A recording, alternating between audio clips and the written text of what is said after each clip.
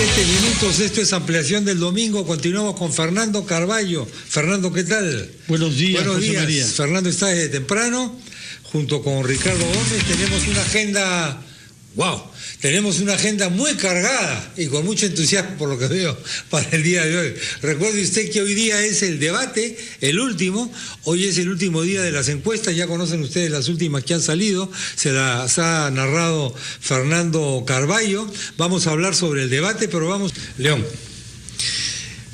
Yo en realidad pienso que lo que falta es una visión de a dónde vamos en materia educativa.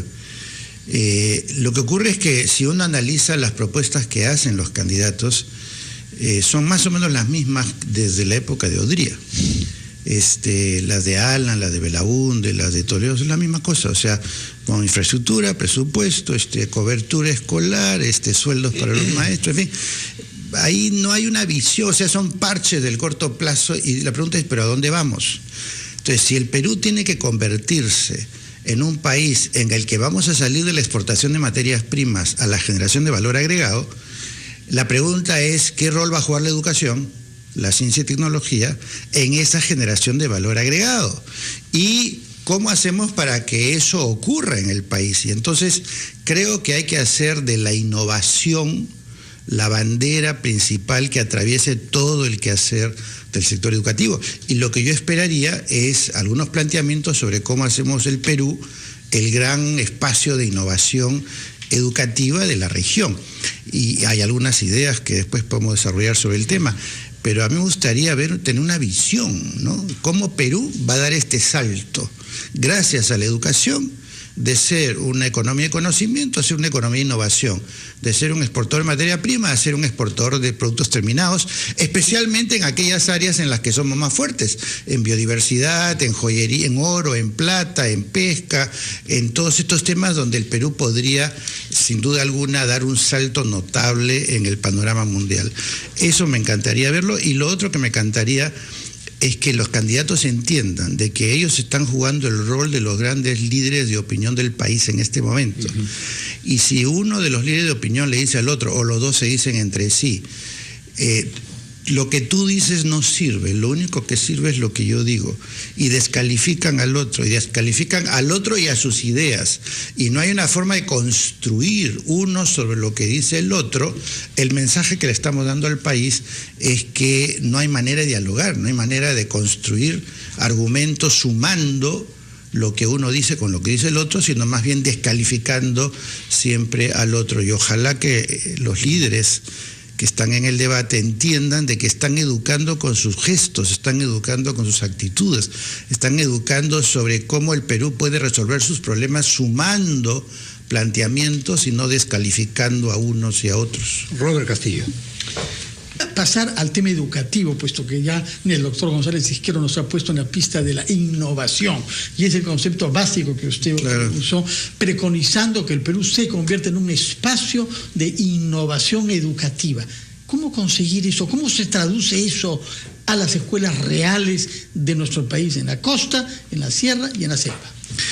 Bueno, hay varias estrategias que se me ocurren. La primera, por ejemplo, hacer paquetes de estímulo a la innovación educativa de 20 o 30 mil dólares cada uno y estimular que las escuelas hagan innovación y que presenten un plan de innovación y que cada una pueda ser financiada y apoyada técnicamente para llevar a cabo su plan de innovación.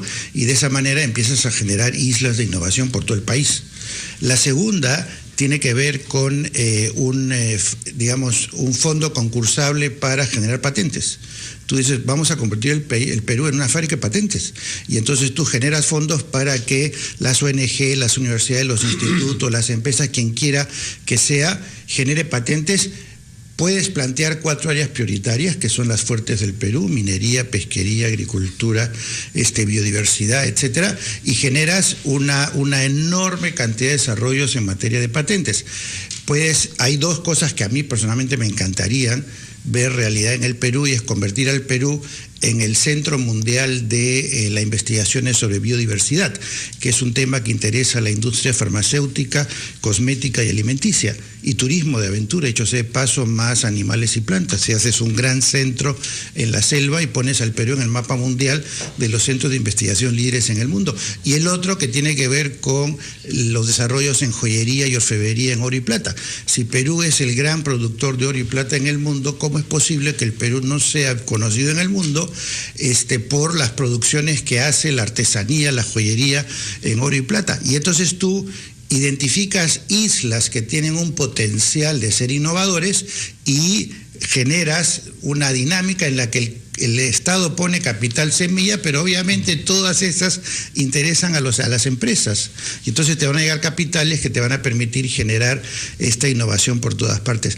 De tal manera de que convertir el Perú en un gran espacio de innovación me parece absolutamente esencial para dar estos saltos, porque ¿quién hace la innovación? La innovación la hace el Ministerio de Educación, la innovación la hacen los ministerios, la innovación la hacen las instituciones que tienen la capacidad técnica, el coraje, la visión, la voluntad de hacer innovación. Y entonces, en lugar de que el Estado se convierta en un gran elemento que frena la innovación, debería ser un gran estimulante de los motores de innovación que tienen las instituciones para generar cosas nuevas. No nos olvidemos que el Perú necesita en educación un refresh, como se dice en inglés, ¿no? Pero la renovación no va a venir pues del Ministerio de Educación, que hace más de lo mismo todo el tiempo.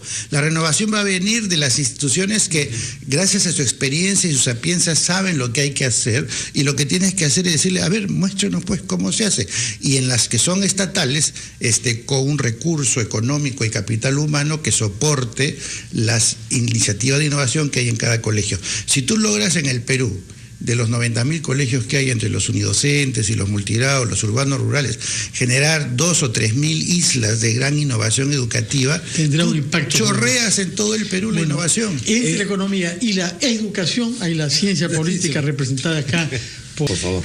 Mira, cuando un adulto tiene un trauma, un problema patológico, psicológico, va al psicólogo, lo primero que hace el psicólogo es decirle qué pasó en la infancia, para ver si eso puede ser replanteado.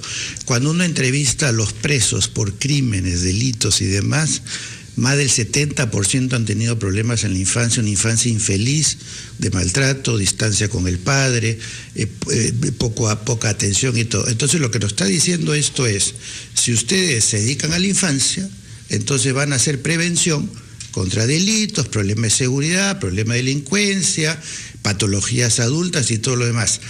Y si los hogares están implosionando por las diversas razones que conocemos, la única opción que queda para tener una tabla de salvación para todos los niños que no están recibiendo en el hogar el soporte que merecen es la escuela.